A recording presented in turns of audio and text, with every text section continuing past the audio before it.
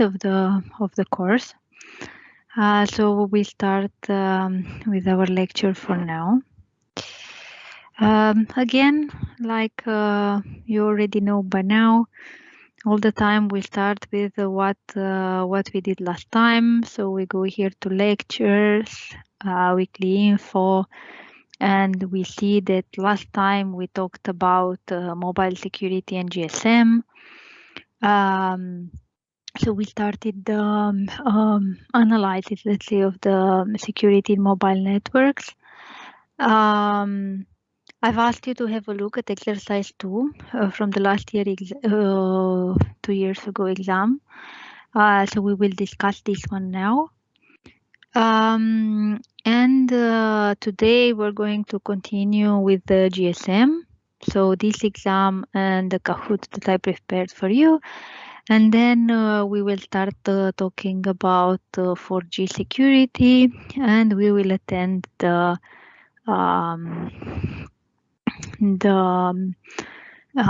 presentation of the course project of your colleague. If you have any questions or anything you want us to discuss before starting?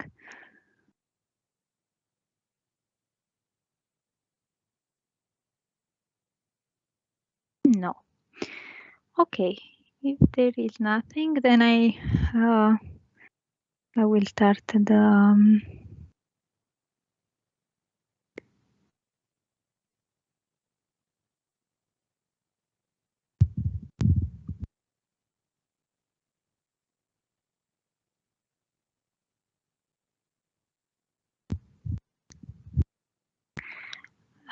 we should go to. Sorry, I do have a question. Please. I'm not sure if you said something I was missing for a minute or two. Please. Did you look at our submissions for the last activity? Yes, I did not mention it. So you already have it all in Moodle here. 2 seconds just to take this one, and I go in a moment. So if you go in activities here, you will not be graded here. Okay, but if you check here in the students activity, you should have already the points. I did it yesterday, so if you looked before, maybe it was not there. Okay, I see. Thank you. Yeah. If it's any problem, some of you don't find their points or something, just let me know. Okay. Otherwise, I leave the activity still open. They will not count anymore, but you can still have access them, because it's good to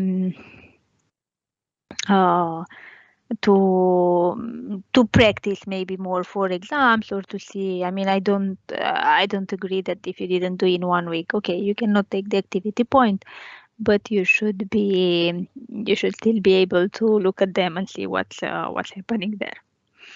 What I propose now, I propose to go to the exam from last year, 2 years ago, we said, and I asked you. Sorry, it's in Romanian, but I asked you to look at this exercise 2. So we have incidents in GSM network. So a mobile operator identified the problem in its own GSM network, and you've been hired as a consultant to analyze this incident. After a first initial analysis, you realized that the adversary got some unauthorized access, wireless access, to a BTS of the operator for some months now, but it was not actively interfering. What is a BTS? Do you remember?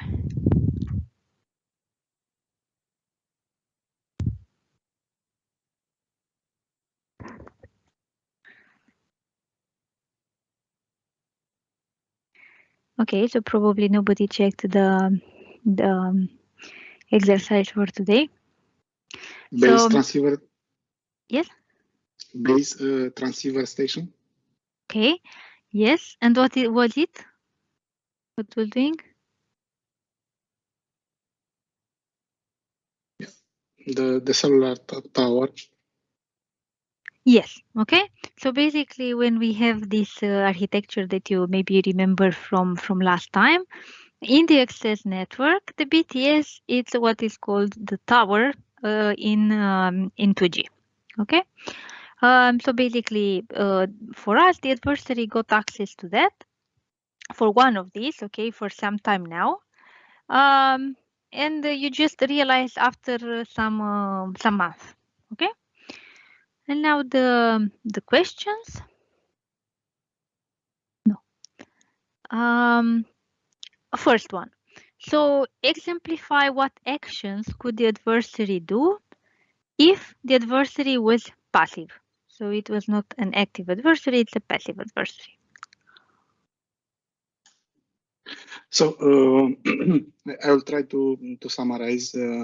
So if the people have access to the BTS, presumably he can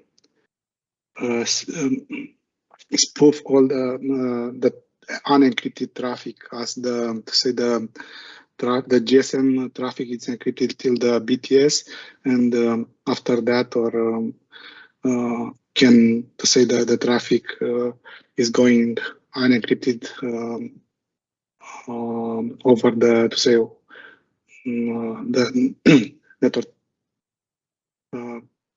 data plane, or what is there.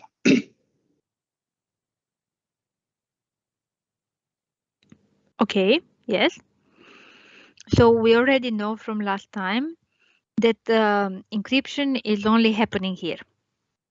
So from here further on, it's not in the GSM standard, there's not encryption anymore considered.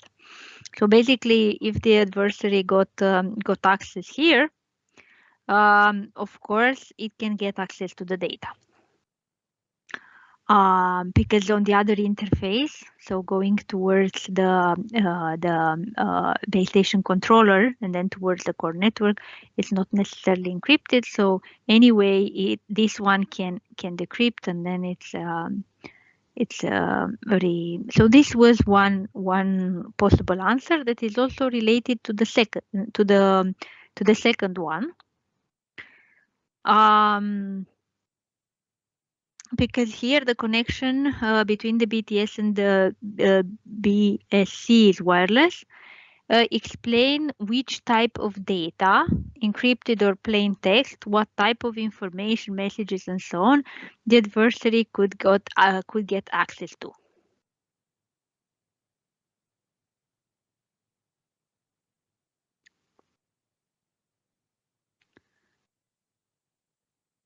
So it's really related to what you already, already said.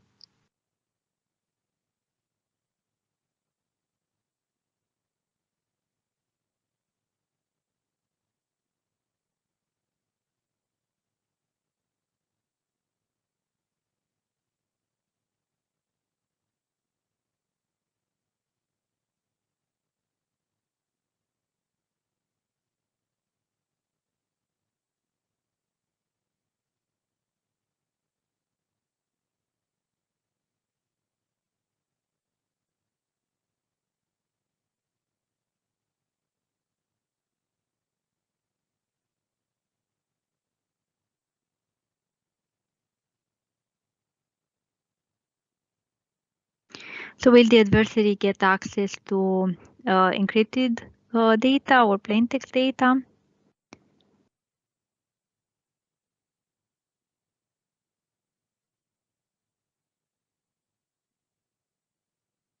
We already replied to this, so.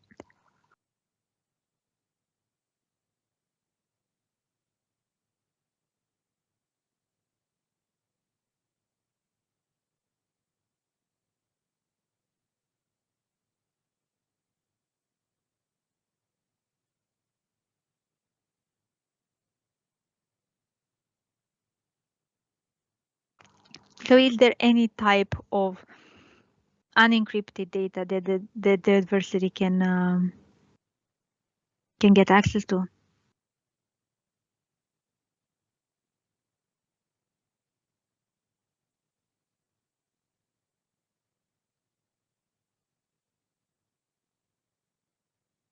Yes, it's the data that's sent after the BTS and to the servers. Yeah, and of course all the data, okay, so the voice of the customers, it needs to go towards the core network and then to come back to another user equipment. So, or mobile station, how it's called in GSM. So it's of course, it gets access to everything. So it basically can hear whatever you're talking on your phone. Perfect. Okay, we move forward with the analysis, and you discover that the adversary managed to access and download all the information that are stored in the HLR. For the authentication center, we didn't talk so much, but you can consider it together with the HLR and then the entity that is sending these triplets for the authentication, if you remember from last time. Discuss the impact on security.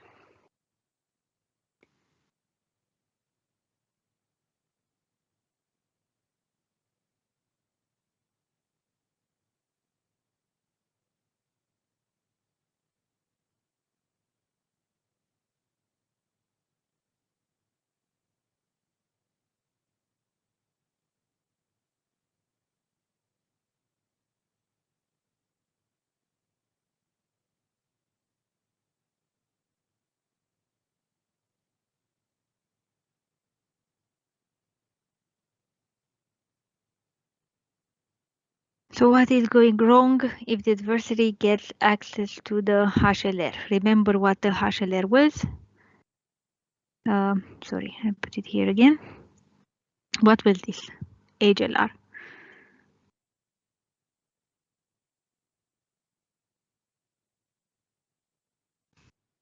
No, it was the addresses of all the clients that they have, and that are not connected from outside.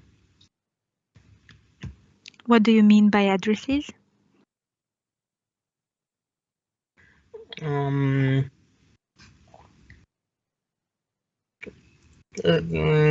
Something like what identifies the client from their network.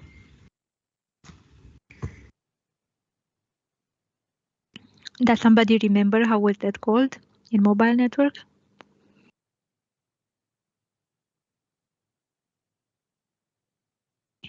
The identifier of the subscriber.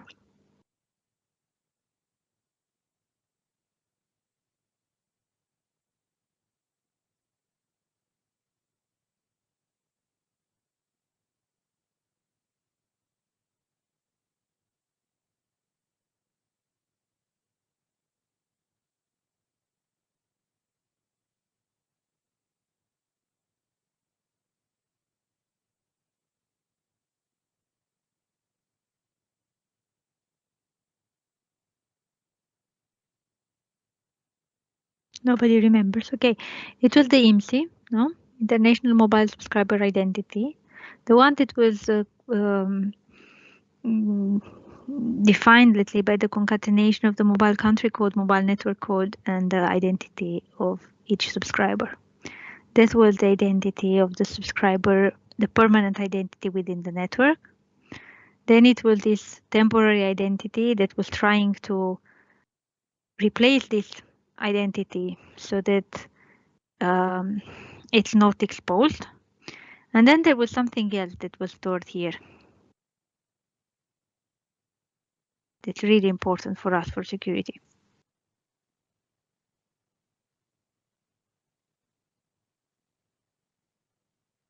What we were building everything on. Is the private key that it's used to say to authenticate the client into the network?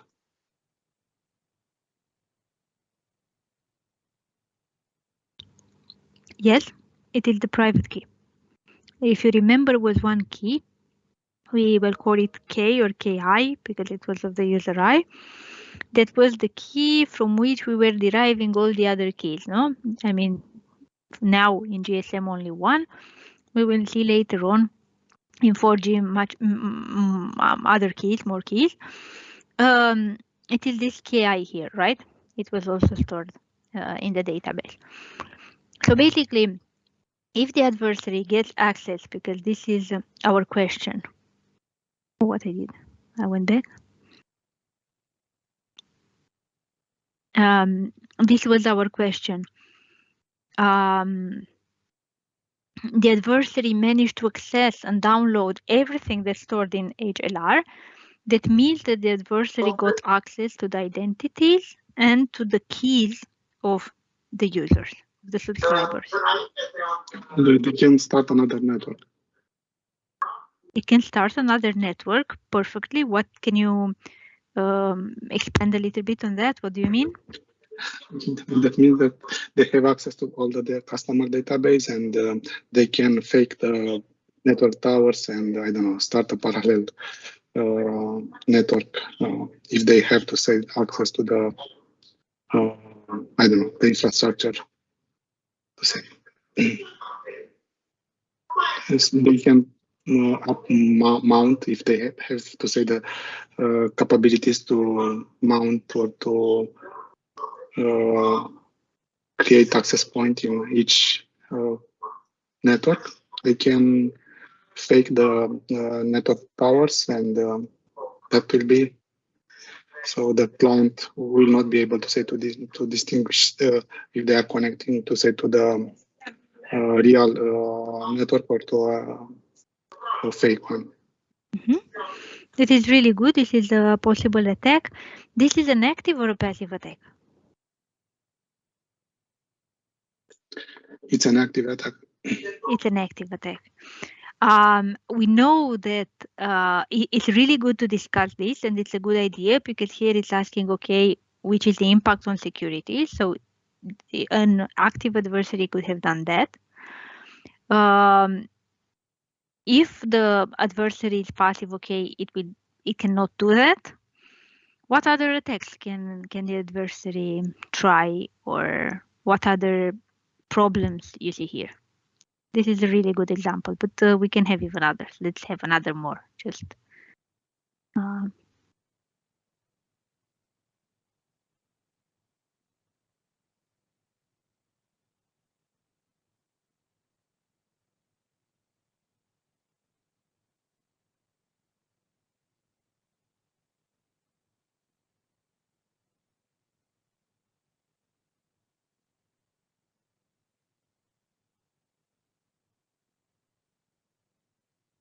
what else can the adversary do if the adversary gets access to the key and the identity of the users?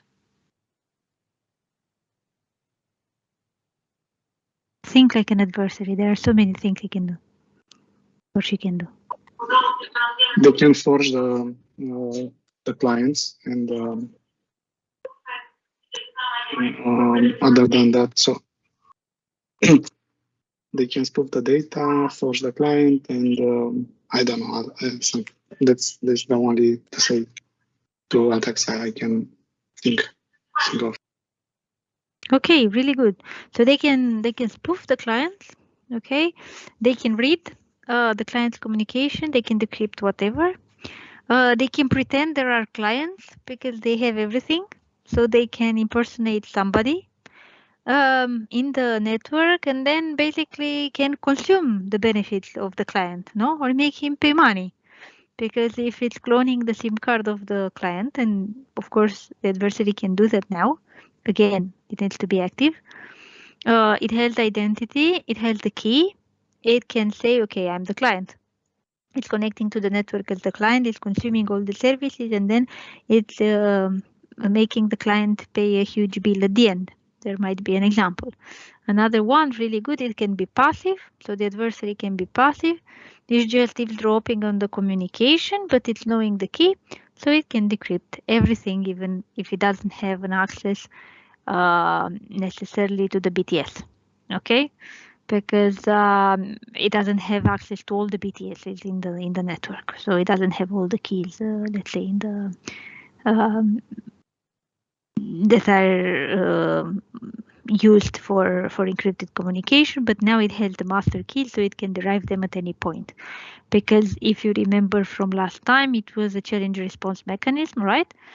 So it was this random challenge that was sent to the client, and the client was computing based on the key and the random challenge, the encryption key that was later used for communication. Good. Based on all this, give some recommendation for improving the security. What would you do?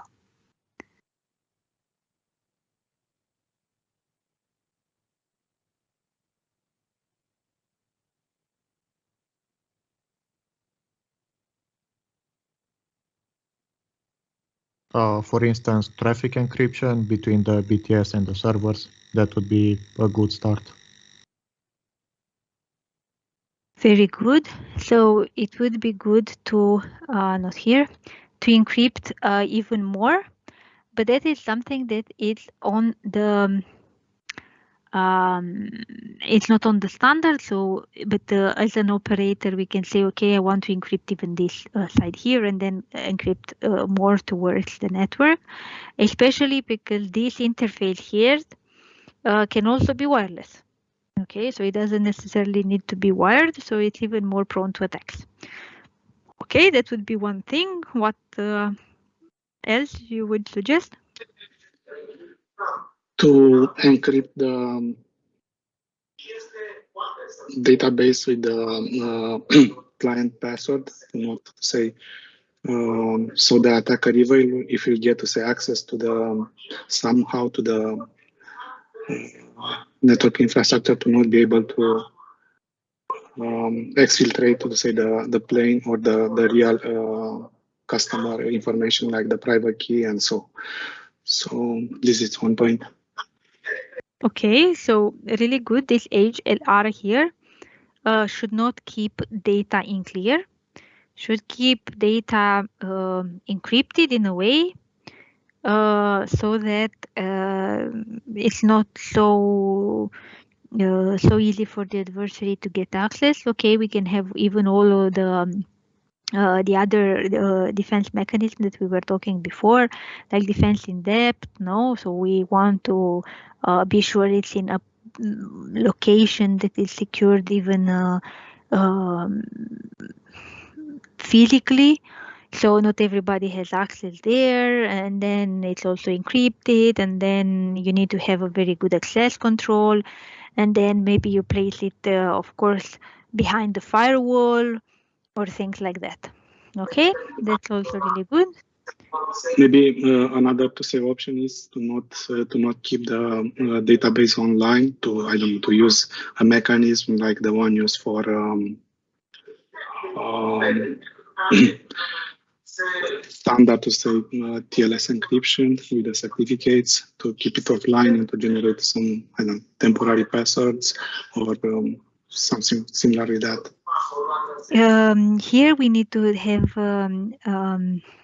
to pay attention to something. It depends. So the operators cannot change the GSM standard, let's say. So if the GSM is working with this key, the key should be available in this specific way if it's affecting any other communication with others. So it needs to remain the possibility of sending to a visiting network, for example, the triplet of authentication. So that visiting networks allow access of their subscribers in their own network. So the question in general was not referring to how can we change GSM, of course, but how can we maybe enhance GSM in a way that the operator can do it, so that it keeps it makes it more secure. Okay. You could also change the connection to wired. Which connection? The BTS to BSC. I think that was. Yeah, but that is again depends, because in real life you might not want to do it. It's more expensive to have wired network rather than wireless, for example. or it's also, it can be more prone to problems, depends. If it's coming Dorel, when it's digging and then it's breaking it, you again have a problem. But of course, that doesn't mean that the wireless doesn't have problems. And from security, if you think in security terms, yes, it's of course a little bit more secure. No, usually it's more difficult to secure the wireless link. Okay, so again, this one, as all the others, as you saw, there are kind of open questions. So there's not only one single answer, there are more answers, but you need to explain them. Okay.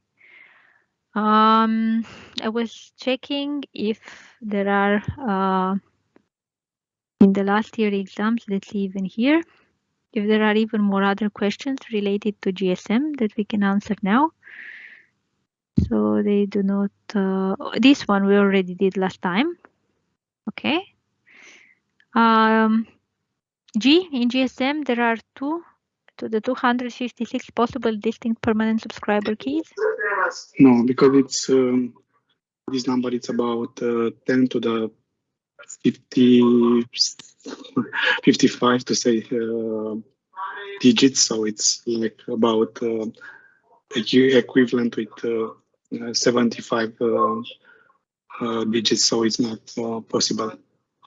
And why it's not possible? So in the GSM, so in the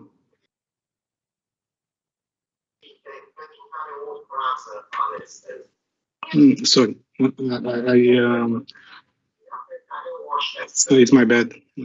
I thought it's about the IMCI identifier. Ah, no. So the IMSI, okay. So you were referring to the number of subscribers, maybe, and then you were saying no. So here we refer to the key K, the permanent one stored in the SIM and stored in the HLR. Are there 2 to the 256 possible distinct permanent subscriber keys or not?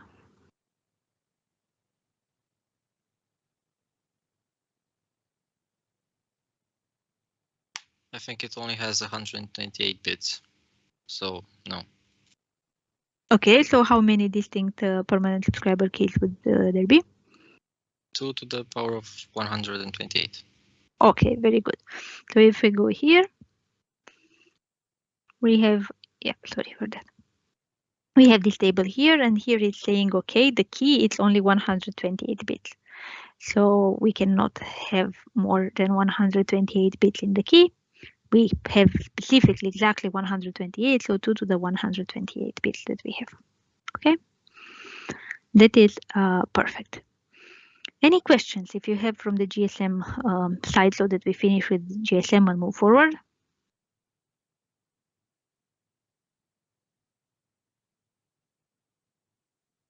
You showed us a website last time with prefixes for Romania, for France, and so on. And I didn't put it online. I don't remember. Okay. If I didn't do that, it's my fault. I will put it now. So it's this one. There are more. It's not only one. This is the one that I'm, let's say, more familiar with. Mobile country code and mobile network codes. Yes, and it was here where you were finding them. Now let me even see if I didn't do. I will put it really now, so that I don't forget it again. Yes, of course I did. Thank you. Okay. So I will edit it now, and I will put it here, so that it remains there.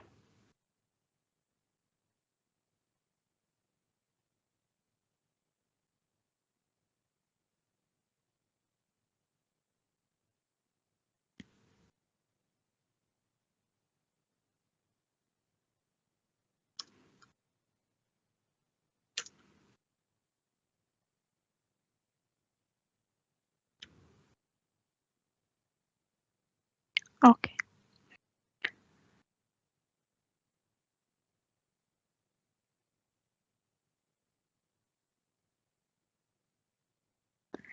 That is Really good you pointed out. Okay, so then we finish now talking about GSM. GSM being, let's say, the first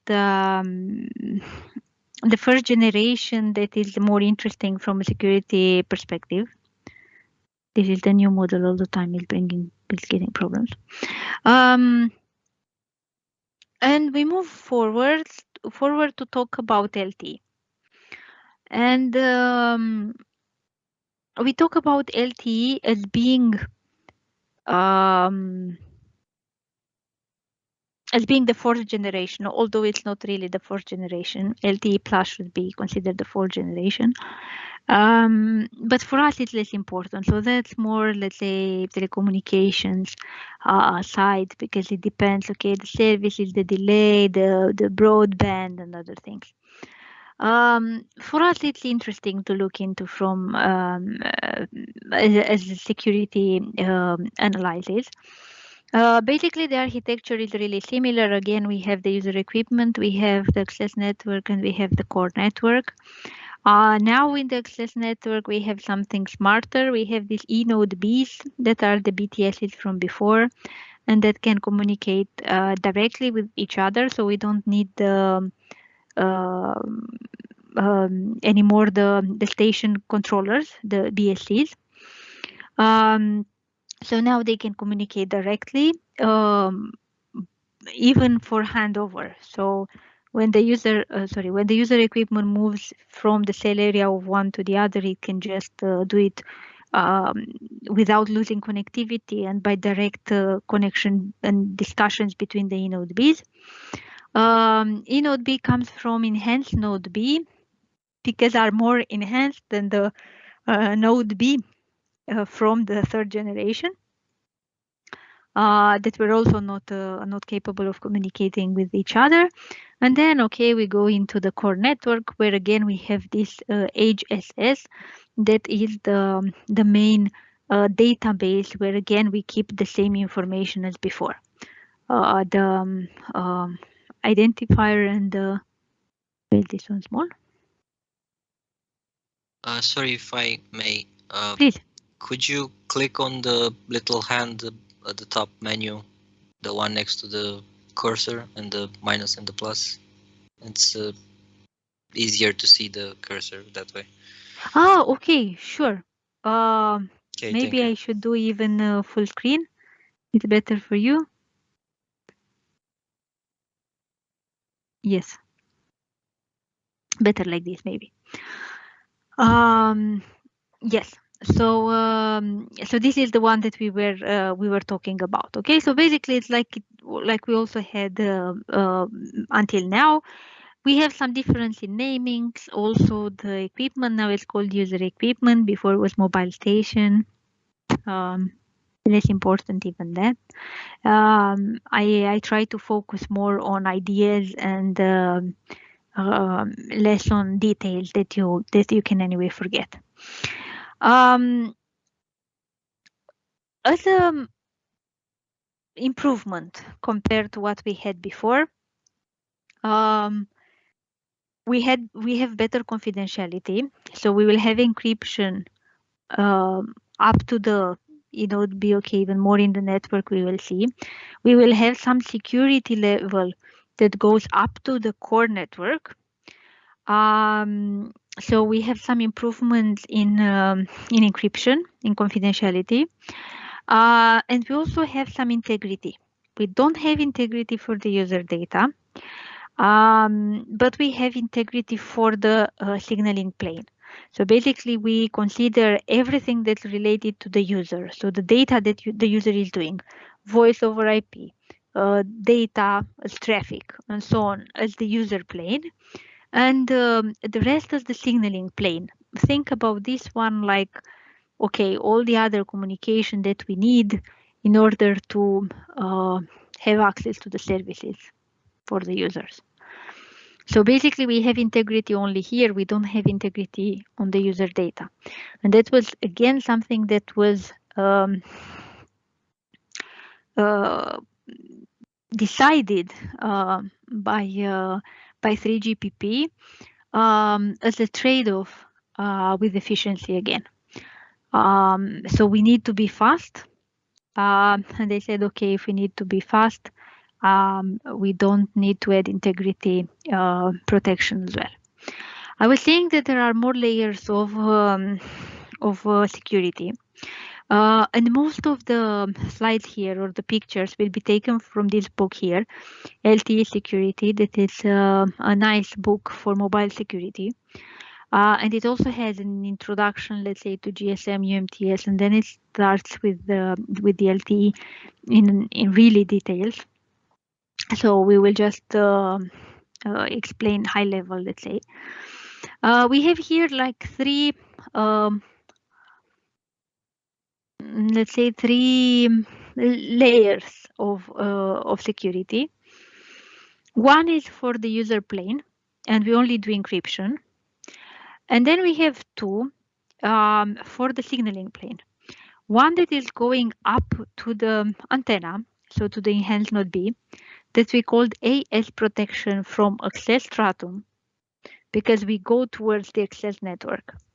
And then we have another layer of protection that goes up to the MME. And the MME, I didn't say what it is, maybe you know, maybe you don't. It's the main switching center. So consider it to be the brain of the core network, let's say so, the most important device, let's say, in the core network. And basically, why we have more layers of security, because we go back to the principles that we were discussing in the first lecture. And we were saying we want keys that are different for different purposes. So if I have the data, the user data and the signaling data, I want them to be encrypted with different keys. And then I need another one for the integrity protection of the signaling plane. So that will be the UP encryption. Here I will use a key for encryption for the user data. Here I will use an encryption key and the integrity key for protecting the signaling data up to the eNode B. But then I will have some other keys that will protect the communication up to the MME. And basically these are derived based on this. So if I keep this connection at a higher level, then I can derive keys here, which are more exposed because they are the wireless interface. I can derive them more quickly and I can refresh them easier, so more often.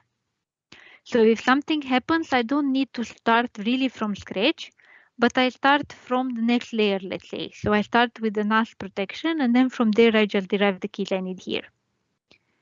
So I don't, let's say, reset everything and start from scratch. This is the key hierarchy. And you can see here it's much more complex than it was in GSM. What we had in GSM.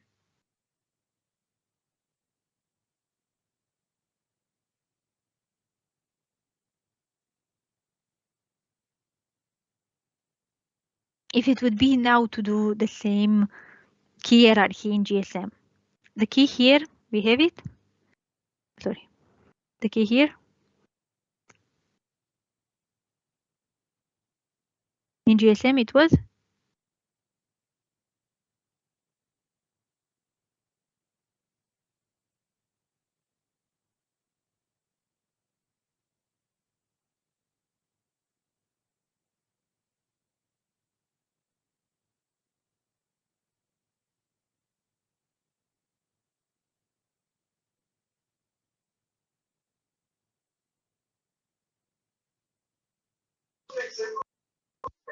Permanent key subscriber. Sorry, can you repeat, please? The key subscriber. The Yes, permanent key subscriber. Yeah.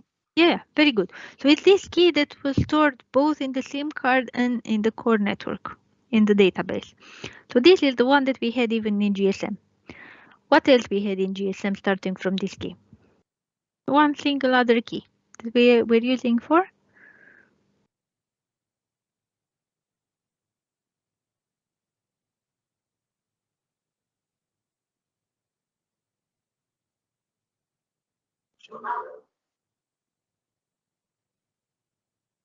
The secret session key.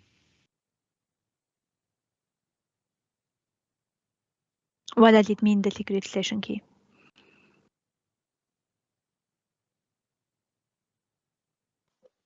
It's another one on the network subscribers side. And what I was using it for?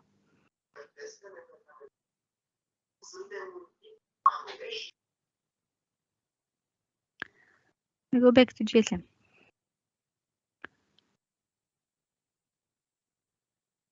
If I want to do the key hierarchy here, I have the key. Okay, here it was key I, doesn't matter. And then what other key?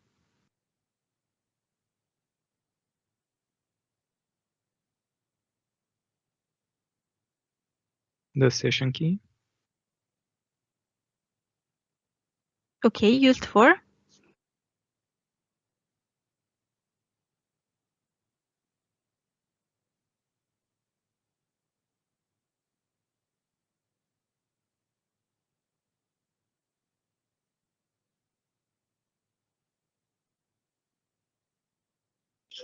For initial challenge response part. That was for authentication and was using this key here. Okay, I was computing a response for it. But when I'm saying the key derivation process or the hierarchy of keys, I'm referring to keys that are derived one from the other to use for different purposes. Remember the first course, the key separation, for example, when I want one key for encryption, one key for integrity protection, one key for the data plane, one key for the signaling plane, one key for... In GSM, I had only one key, which is the key and what it was used for, except the permanent key KI.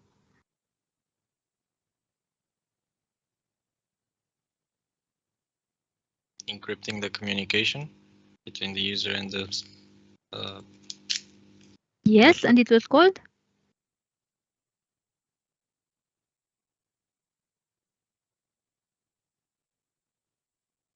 You see it here on the slide. How it's called?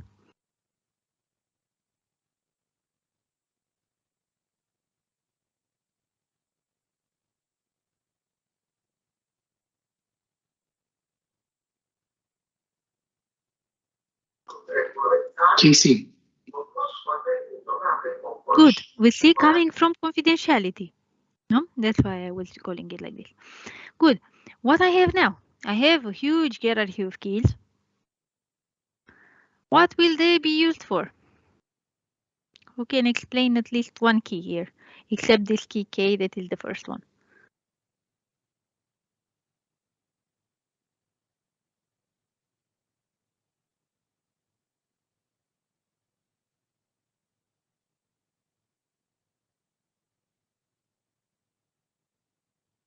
Or to ask the question in other terms. I had here a user plane encryption and access stratum protection and the non-access stratum protection. The non-access stratum between the user equipment and then MME, the AS between the user equipment and the eNode B, and the user data user plane encryption between the user equipment and the eNode B. Here I know I only do encryption for the user plane. Here and here I do both encryption and integrity protection. Which are these keys that I'm using for these purposes?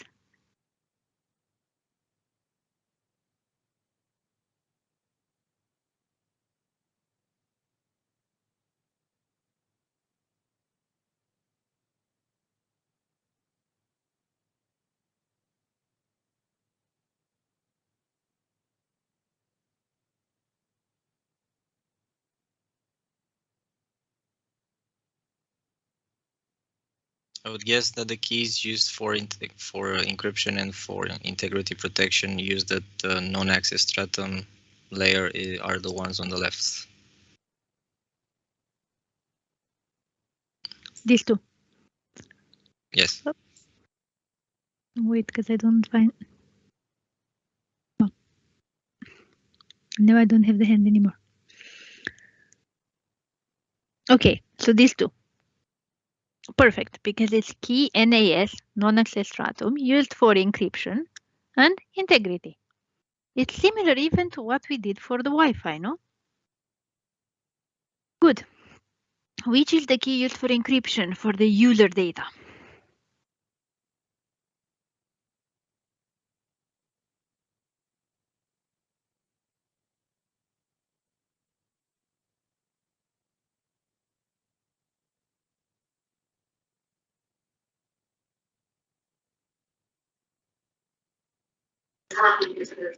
Key UPnC, it's used for protecting the user plane.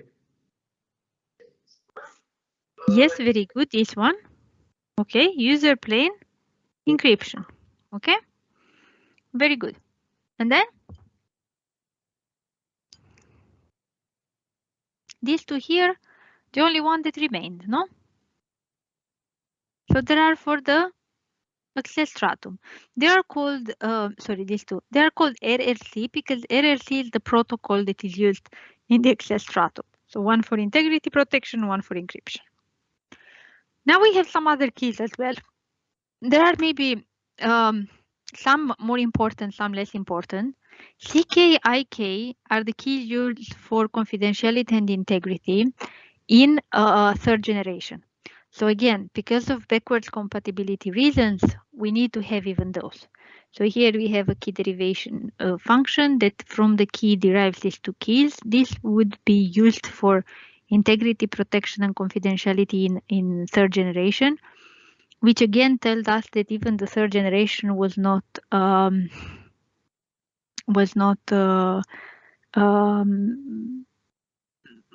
it doesn't have a nice key hierarchy, let's say. Okay, so it's just this derivation here. Then the key node B here is the key that the enhanced node B has, and from which is deriving everything, no, used in this communication here. So both the AS and the UP keys. And basically, it's a key that the eNode B is sharing with the user equipment. Here you can also see where are they. So who knows them? So basically, all the keys here, no, are known by the user equipment and the eNode B. Okay, including, of course, the key node B because it's in the border. The keys here, including even the key node B, they are known by the user equipment and the MME because, of course, they are for the NAS, so they need to go up to the MME, so in the core network. Good. Again, like every key hierarchy that we learned by now, it has to have some properties. One of the properties is, of course, being one way. So the derivation can be done, but it cannot be done up. So if, for example, somebody finds the key used for encryption of the user data, they should not be able to go back and find the key of the eNode B, because otherwise they would, of course, find even the other two keys. So this will impact this and this, which is not fine, because we need to have key separation. We try to have one key for each purpose so that if something goes wrong in one side, then we don't have a problem on the other side. I didn't ask, but I will not say to every course. If you don't say me anything, we continue without the break like always, and then we finish before. So we need to have this one-way function property of the key derivation function. So when I go from here to here, it's possible. When I go from here to here, should not be possible. I mean, possible it is, but not feasible. So not easy to do it. and so on. And this is the key ASME. It's a key that is used as an anchor key, let's say, to derive the other keys from it. Okay. So it's basically something that we will not change so often. It is, let's say, like this, like a protection for the permanent key that I'm not using directly for derivation, and from which I can derive the rest of the keys. So an example I was giving before, if something happens in the AS level, but it's not happening in the NAS level, I keep these two keys here. They're fine. They're still valid. They are not leaked. And I just refresh these ones. Whenever we have a movement from one inode B to another in a handover, let's say, the key inode B needs to be changed because one inode B should not know what I was talking with the other inode B. That is a vulnerability. And the old inode B should not know what I'm talking to the new inode B, and the new inode B should not know what I was communicating with the old inode B. That is in the ideal case. Okay. And this next hop and the key of the inode B somehow helps for this. We will talk a little bit about handover here. Here are the values. Again, we can see the key 128 bits, not extremely much. But the keys that are derived, so the keys used for encryption and integrity can go up to 256. So we can choose. Remember, like we could have chosen even in the Wi-Fi networks, no? What I'm using. Can I use TKIP or I'm using CCNP with AES and so on? Even here is like this kind of negotiation, so I can use higher keys, 256, that is better, of course. Even if, of course, this 256 might not be, they cannot give me in the end more security than the master key, let's say, but they can hide it better, of course, because I cannot do, for example, a brute force here at this level. Okay, don't think that I can do a brute force on 128, but nowadays we consider 128 not to be very secure. So if you want something secure enough, we can say 256. Yes, it was a question. Quick question here. Please. So all those keys, I'm assuming that are symmetric keys. So yes.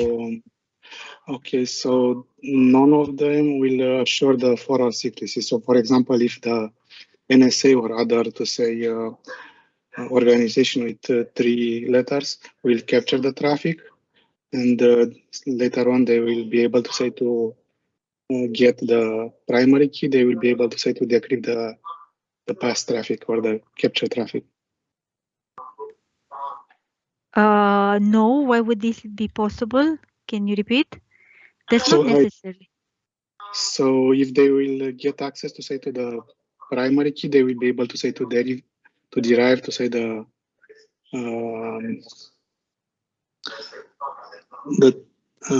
temporary key or the key used by, for example.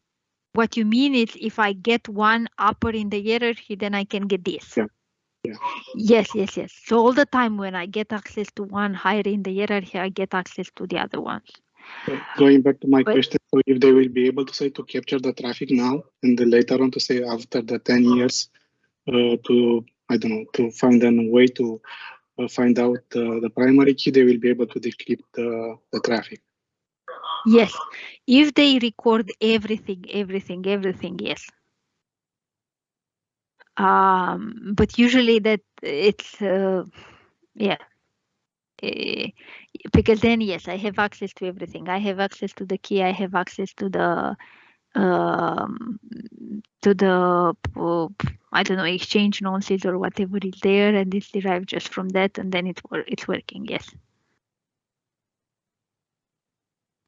But I don't see why why this would be a weakness of the asymmetric encryption and would not be for asymmetric encryption.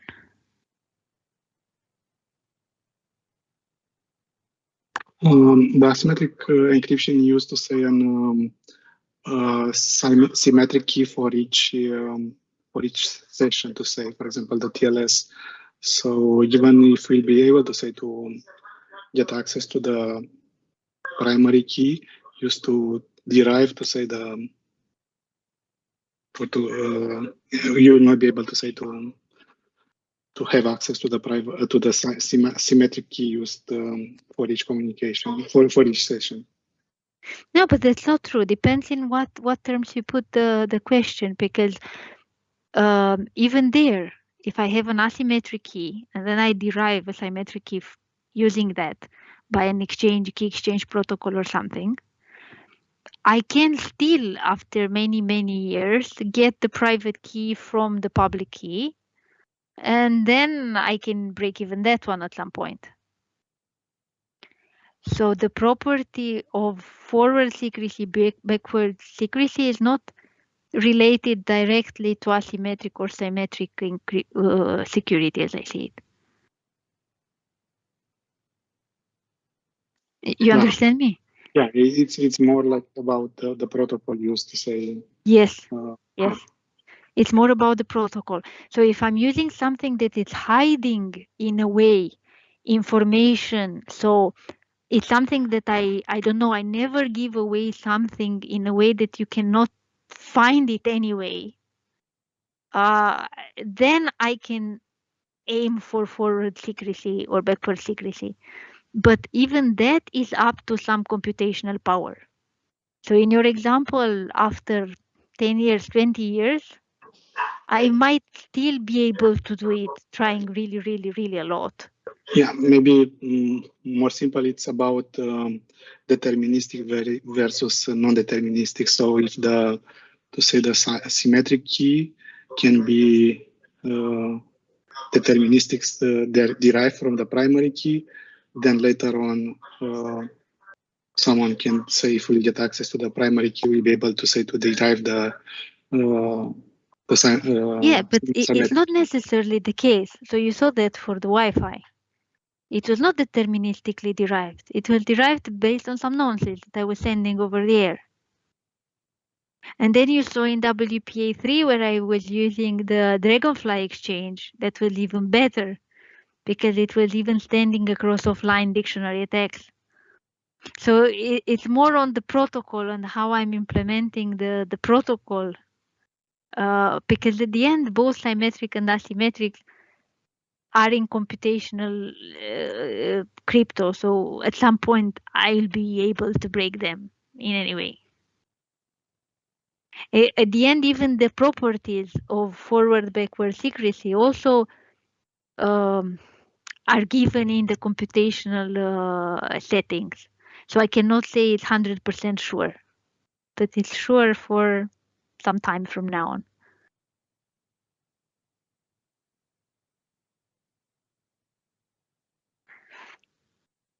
Okay, maybe I was. I mean, I hope you got it. So for me, it's more on the protocol side rather than on the type of keys that I'm using. Sure, thank you. But of course, public key crypto brings some new things that we don't see now here in LTE, but we will see in 5G. So it depends on your projects and depends what you're choosing there. In 5G, we will see some improvements that, of course, public key crypto is bringing with respect to the privacy of the subscribers mostly. And with the trade-off of being less effective, less efficient, but it brings some nice security improvements there. Okay, I even had an image, I think.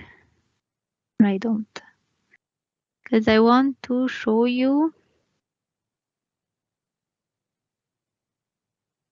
here how these keys are in fact derived. So this is the graphical representation, let's say, of the derivation of the keys. So how can I start with a specific key from the HSS, from which, in fact, I derive this CK and IK. So I start with what I had in the third generation. And then I derived all the keys that were in the hierarchy. So the ASME, the NAS encryption and integrity. The user plane integrity I don't have. The user plane encryption I have. This one, this why this is like, okay, it's not derived. And then the access stratum keys for integrity and encryption. And they are basically all on 256 bits when I derive them. And then I can truncate them to 128. So that's why I can have both values here. And you see all are coming from this KDF, key derivation function that I was saying are these keys that have these specific properties and some other inputs, let's say. Here I have the key of the inode B, okay, one of them.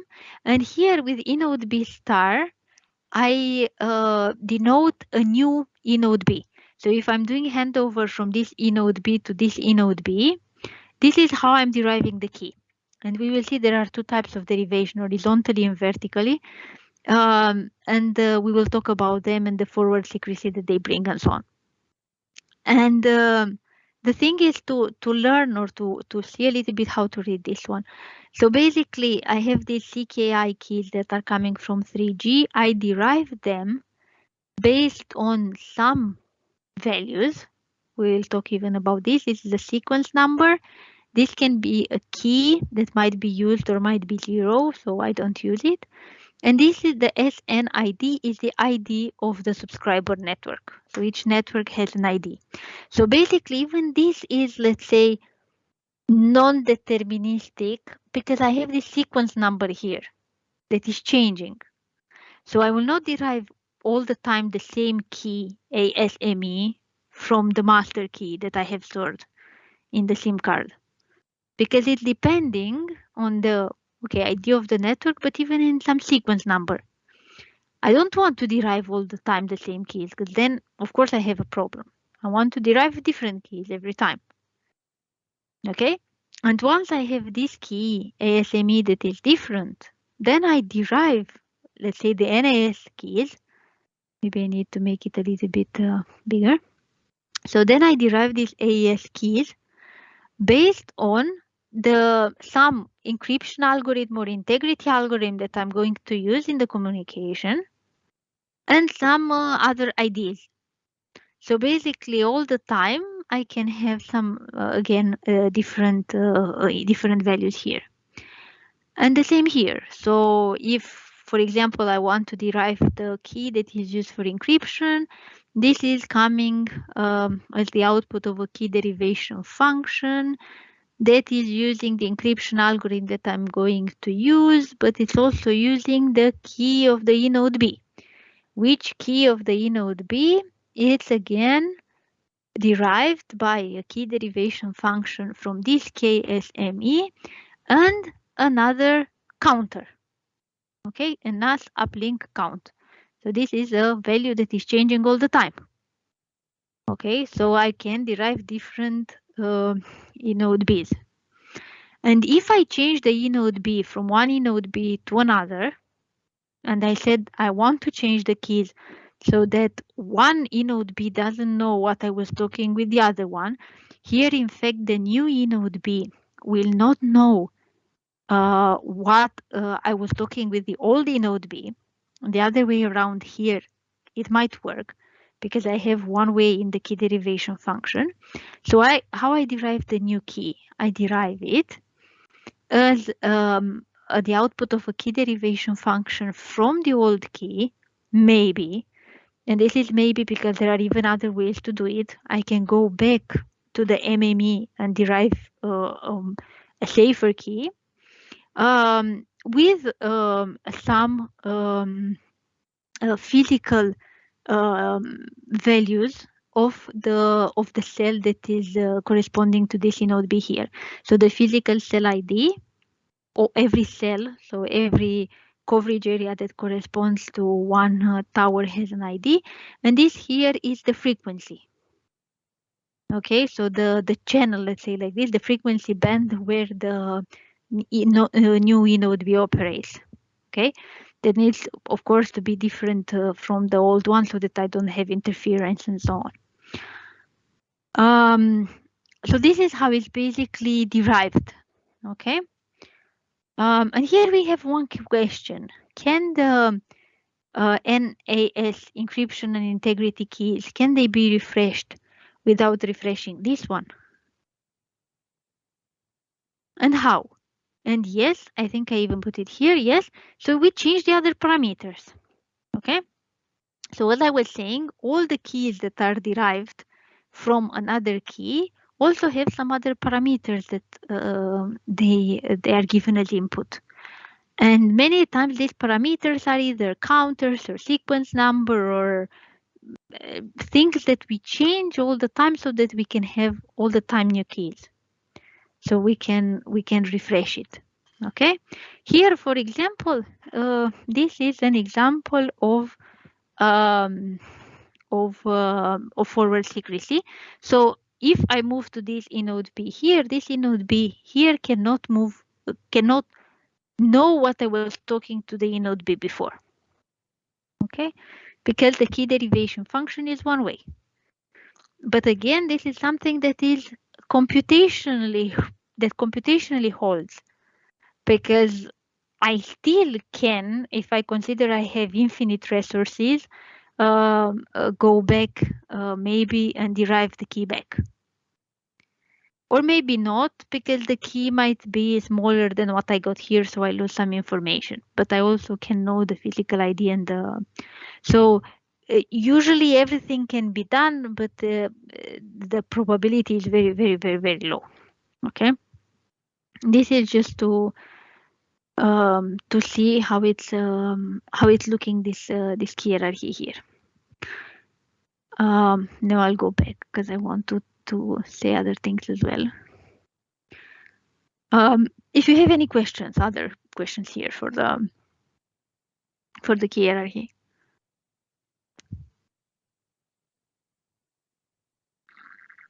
This is basically what we talked already. So between the user equipment and the MME, we have the NAS security with integrity and encryption. Between the user equipment and inode B, we have also AS security, access to Atom with integrity and encryption. And also here we have the user plane data encryption. And what I didn't mention, but you probably saw also here in the general architecture, I don't care about the rest because usually I should have IP security in between. So maybe you heard about IPsec. We will not have time to study IPsec as well. But we have some specific protocols here that are already set in place. So we will not talk about those. What is bringing LTE or EPS? You will see many times EPS or LTE, it's kind of the same thing. It was not the same thing. It became the same thing after people liked more LTE than EPS as an acronym. Officially, LTE at the beginning was just the radio technology. And then it became more popular. So when we talk about LTE, now we refer to the whole network, the whole architecture. Okay, so basically we have kind of the same requirement we had before. Authenticity of information. We need the authenticated users. We should not care what's in the network. Lawful interception, you know what it is? Maybe we talked about that GSM as well, I don't remember. When to say organization like the DNA or other one can intercept, to say legally the communication between parties. Yes. Okay. So basically, if I don't know, if we have a legal right to intercept communication, the network operator needs to allow the authorities to do it. And this is something that is happening all the time. Okay. Emergency calls, again, there might be problems because they leave access in the network. It should provide privacy for the subscribers, location privacy, identity privacy. It's not really happening. Communication content, origin and destination protected. Again, depends. To hide user identities from unauthorized parties. It's again not really happening. So for privacy, we will see it's quite bad DLT, let's say, and the user location from unauthorized parties. What is bringing better? We will see. Is this mutual authentication that is happening in 4G? It was not happening in GSM because if you remember, was a challenge response mechanism, and the only one responding was the user equipment, the mobile station, I was called. So it was getting a challenge number, a random value, and it was computing based on the key, the response, the expected response. So again, like it was at the beginning with web, we were just having one-side authentication, so not mutual one. Now we're supposed to have mutual authentication, but it's not really mutual because we can see we can still set up some fake InnodeBs. And then we keep these temporary identities that were coming from before, the same as they were used in GSM. We have this newer key hierarchy that we talked about. It's more elaborated and it's better because it gives flexibility. It gives the key separation, the principle of key separation that we were talking about. And it's also giving the possibility to refresh the key much faster. No? So if one key is exposed, then I can refresh it because I don't need to refresh everything in the hierarchy. I have some improvements on algorithms and protocols. We're not talking about that because it's kind of out of our scope. But you already saw here, for example, the dimension of the key that can go up to 256. Okay, so it's also good, and we already talked about the integrity mechanism that it is not here. I've already shown to you for the 5G, so I will not show again how to look for standards, but it's the same thing even here. So the 3GPP, it's the organization that is declaring the standard for 4G, and you can find them as technical specification, okay? Technical specification, so on. The same you will find in ETSI, the European Telecommunication Standard Institute, that is basically using the same one, so they have the same standards, but you will find them with the one in front. So basically the TS 33.402 in 3GPP is the same with the ETSI 133.402. But it's just naming, let's say. So all the time you will find the same. It's exactly the same content. It is the same standard. The number is kept the same to know the correspondence, but it's and again you have many standards for whatever you need.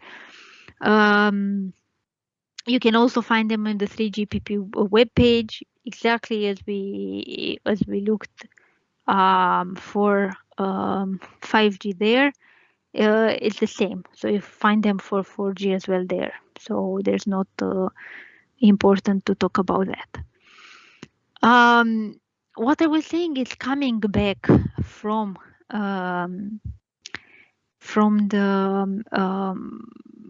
GSM. So we kept the same ideas. Basically, we kept the same identifier, but we changed it a little bit, and then in 5G changing a little bit more. But again, we have the mobile country code, the mobile network code, and then we have a number.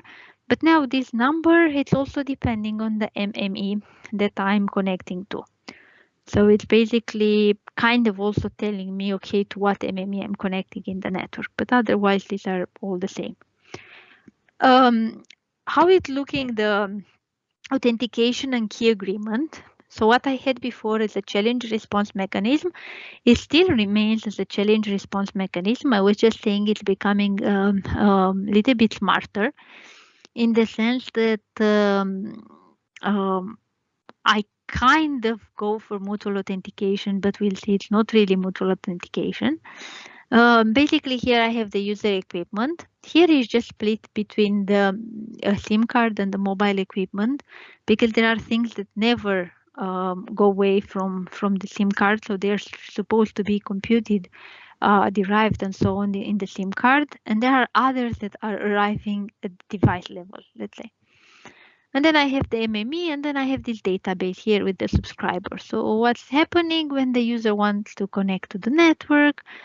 It will, of course, send, hey, it's me, this is my IMSI, I want to connect.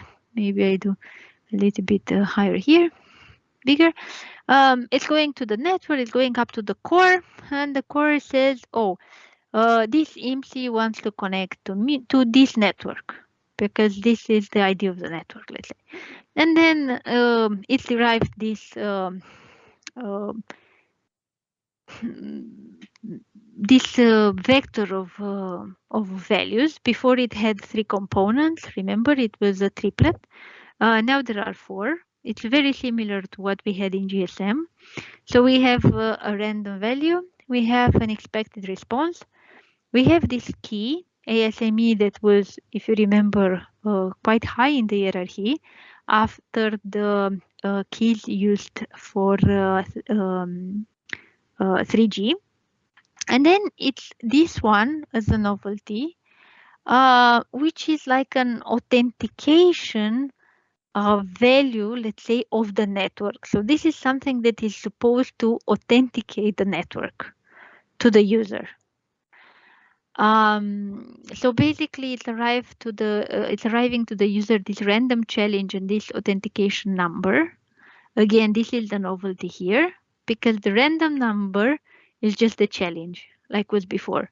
So what is doing the user device is computing based on this random value some response, and the response, like it was even in GSM, it is checked if it is the same as the expected response. And if it's the same as the expected response, of course, the user equipment will be allowed in the network. If it's different, it will not be allowed in the network.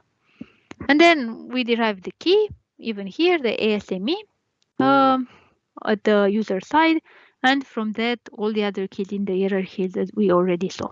So basically, the novelty here is also challenge response mechanism.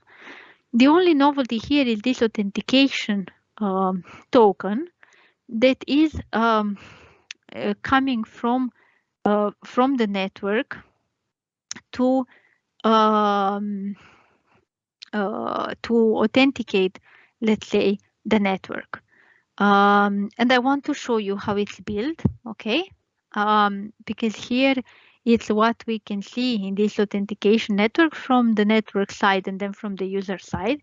So it's basically the same thing. So if we're in the network side, we have some algorithms. Again, we don't really care what they are, F1, F2, F3, F5, so on. A key derivation function, okay? We start with the sequence number that is generated and the random number that is generated. This is the challenge for us, right? And then we need to derive this one. So the random value that, okay, we generate kind of randomly, the expected response, the key, ASME, and this authentication token here. And how they are derived based on these functions that, again, like they were in GSM, there might be, let's say, some generic functions. I don't necessarily need to say is this one. It can be modular. Again, remember the principle of modularization. So if something goes wrong, I just take out the function and I put another one. And then, for example, the expected response. How is this one computed? It's computed as a function that is known. Okay, it's both the user equipment and the network knows how to derive it from the key, so from the master key and the random number. I mean the challenge, right? And this is the expected response. Then we also have an authentication code. This authentication code is derived based on the key, based on the sequence number, based on this random number, and based on something else that is called AMF, some authentication management field that can be, let's say, used or not used. I was saying the same as AK here. Basically, there are more values that are computed. CK, IK were the keys for 3G. As I was saying, AK is another key, anonymity key, maybe less important for us at that point. It can be considered, it can be used just to hide the sequence number. So that's why it's called like anonymity. It's kind of masking, let's say, the sequence number, or it cannot be used. And then we derive the KSME here using also the network ID. So the important thing, so here it's everything the same except this authentication token. And this authentication token is basically this concatenation here. So it's the sequence number, maybe stored with this authentication key, that anyway is just a derivation from the key and the random number. So both parties can compute it. This AMF and the MAC. So the idea is that the authentication number is somehow integrity protected, okay, because it has this MAC, message authentication code, and the MAC is using the key, okay, in the derivation of the value of the MAC. So the idea is, okay, this authentication token can only be computed by somebody that knows the key. So basically only the network can compute it. So once it's arriving here to the user equipment, the user can say, okay, I know the random number and I check is this authentication correct for this random. If yes, I authenticate the network because it means that the network knows this key K to derive the MAC. If not, I do not. Okay, so that's basically the novelty, let's say, in the authentication process, in the AKI authorization and key agreement, authentication and key agreement exchange in 4G. The same happens in the user side. Okay, so basically the user is getting the random number, it has the authentication, and it can recompute here everything because the authentication was just a concatenation of these three values. It's entering them as inputs in the same functions, and it's computing the expected MAC to see, okay, it's the same as the MAC here. If yes, it's authenticating the network, and then the response that it will send back to the network, and so on, and then the key used for derivation. This is the what's happening. If we want an example for all the F1, F2, F3, and so on, we have one example here. This was also used in 3G. There are even others, but again, we don't enter into details, so we don't care too much about that. If you have any questions about the authentication and the key agreement in 4G.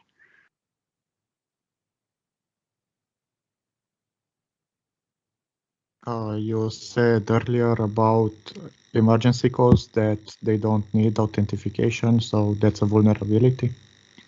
It's a vulnerability in what sense? Every network operator is, again, obliged by the law to allow subscribers get access to 112 or emergency number. So not really allowing in the network or doing other stuff, but be able to call an emergency number. So you see even on your phones, okay, if you don't have, I don't know, any credit on your card or anything, but you want to call emergency, you should be able to do that. And you should also call emergency everywhere in every network and so on. Yes, Simona, I didn't forget about you. In 1 minute we start. And sorry. And the thing is that allowing that, so only emergency calls, was proven vulnerable to other attacks as well. So adversary can use that in order to get access to other services as well, many times. So see it as something that you need to have, an opening in your network that you need to have, because you cannot take the right of emergency calls, but like an open door to that is prone to other attacks as well. Okay, thank you. Okay, other questions? If not, we leave Simona start the presentation, because okay, so we said 5 minutes, no, for the presentation, and then some other 5, okay, or 3 minutes for us for questions. Please, whenever you're ready. I can't share the screen. You can, because I'm not organizer. One moment, because probably I didn't give here options. Yes. Please try now. Yes. Do you see my screen? Yes. Okay. So my project is about attack vectors in 5G. I'll first talk about a little about terminology. So an attack vector is the path or the means by which an attacker can intrude into a network and enter or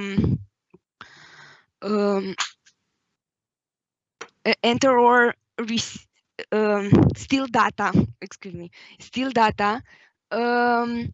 They are not an attack vector is not the vulnerability itself, but the route that an attacker uses to do malicious things.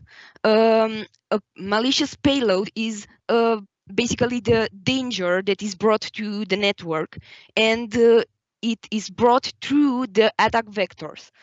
And an attack surface is the area of the network that covers the points where the attackers can enter data or extract data. Like the area that the attackers interact with in order to place malicious payloads. These are some examples of attack vectors. So as I said, it's not about the vulnerabilities in themselves, but about what attackers may do to what enables attackers to profit on those vulnerabilities. Like, for example, malware. I think everybody heard of that. Malicious software, phishing. Okay. The point of what we want to do with an attack surface is to redact it. We want a smaller, the smallest attack surface we can achieve, and these are some examples of malicious payload. This is a schema I draw, and I think it is more powerful than words to understand what an attack surface, malicious payload, and attack vectors are. Okay. Basically, it's what I said earlier. The attack vectors that deliver malicious payloads into the attack surface of the network. Then I will talk a little about threat vectors, because attack vectors and threat vectors are both terms really really encountered in specialty literature. And the the question is, are attack vectors the same as threat vectors? Well, in specialty literature, they are synonyms, even though an attack is not a synonym to a threat, like you see in this picture. An attack is something an attacker does on purpose to steal information and do malicious things, while a threat may be a disaster, an outage, and accidental damages. Okay, and the threat landscape. A threat landscape is not an attack surface, but is the collection of all the attack vectors that may damage a network. Next, there is a report on potential threat vectors to 5G infrastructure, which I saw quoted in many sources from Cybersecurity and Infrastructure Security Agency. It basically it states three main categories of threat vectors, like policy and standards. Their development serves as foundation for securing 5G's future communication infrastructures, and they are set by 3GPP and other organizations like ITU. And the technical standards and security controls influence the design and the architecture of new technologies. Given the impact of these decisions on implementing and adopting 5G technologies, it is critical that the international standards are open and transparent. And the potential threats that impact the end user are attempt of a government, for example, to exert undue influence on standards that benefits their own proprietary technologies, and limit customers' choices to use other equipment or software. And what I mean by open standards and what they mean by open standards and optional controls. Well, open standards may include untrusted technologies or equipment unique to some bad-meaned nation that has the power to establish, to be a part of establishing the standards, and this is why open standards is one of the threat of the attack vectors. Optional controls. This is a higher risk of cyber attacks if the operators. Sorry. I'm sorry, I stop you for 1 second. You're over the time, so try to wrap up. Oh, okay. So the supply chain inherited components. This means that the supplier of the supplier of the supplier of a network might have a weak network, might have weak components in the terms of security and counterfeit components, and 5G system architecture. These are the attack vectors of this category.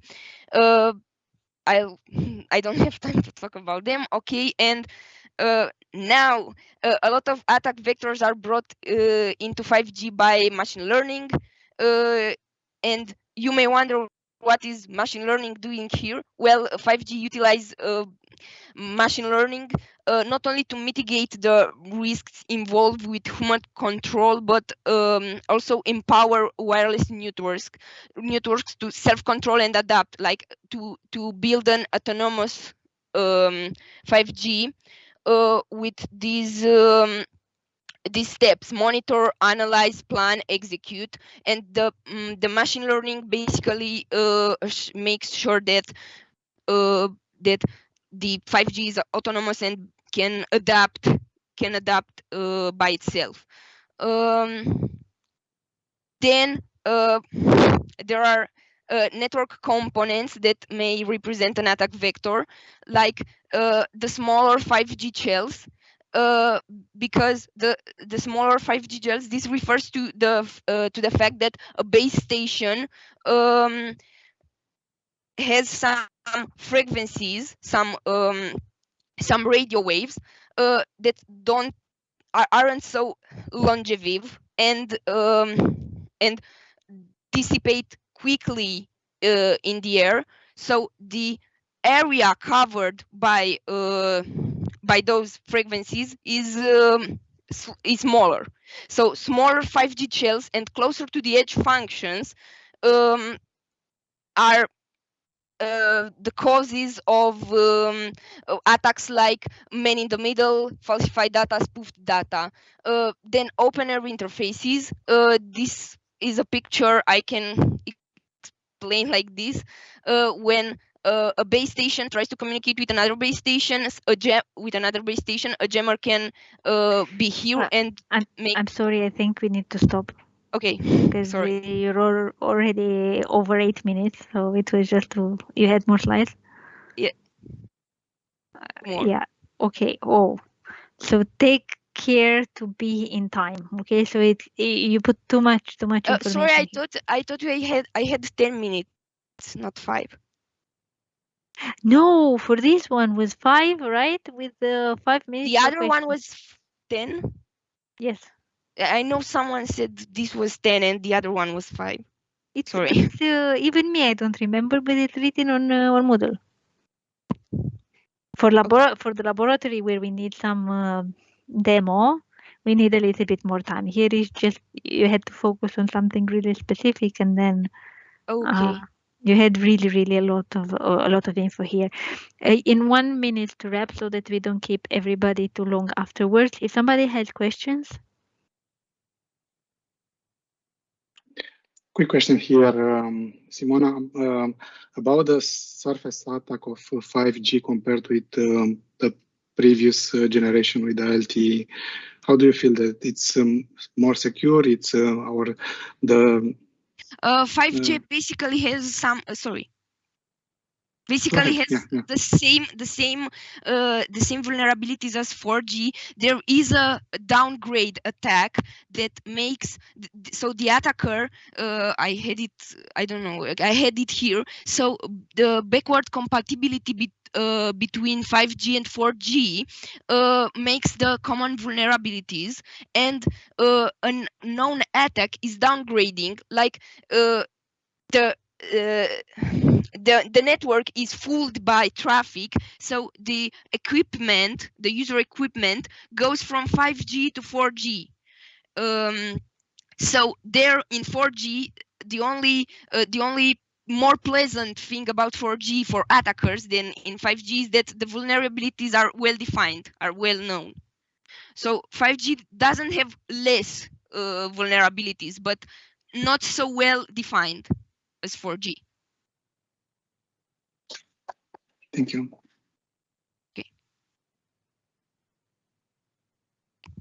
Okay, thank you. Other questions? If not, I would like you to go back. You had one figure, very interesting, with the threats and the attacks, I think, taken from the ENISA. Yes. If you can go back there. Yeah. Isn't it? Not this one. Even this one. Okay. So here we have threats in the right, and then we have what in the left?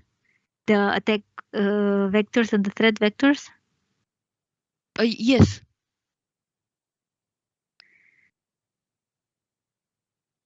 Yes, those are. Okay. I think that is the threat landscape. That means the attack vectors. Okay. Can you get one example from here and explain a little bit how it works for 5G? Which one you want? The malicious code or software, so the malware is easier to because the 5G takes the core network to the edge, like closer to the end user. The base stations and the physical physical protection is not so high. So there is a easier way for an attacker to use this lack of physical protection given by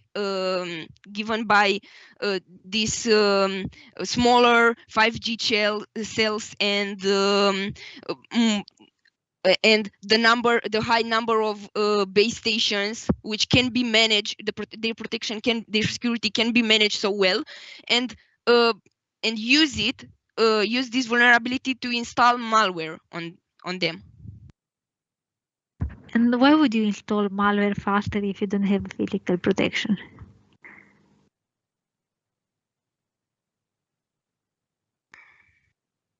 This I'm not really sure. I know it is bounded because I read this is the case. Now you made a connection between the malicious code and software and the physical attacks, let's say. But if you think in general about which is not bad. If you think in general about attacks in software, why is 5G more prone to attacks in software than 4G, for example, or 3G? Because there are a lot of new devices, and there is a lot of requests, which they are trying to serve as quickly as possible, and they don't. But what's one of the main characteristics of 5G compared to the previous generation? Compared to the software or the... I don't know, the speed? The speed, but for the usage of the software, let's say. 5G is bringing something...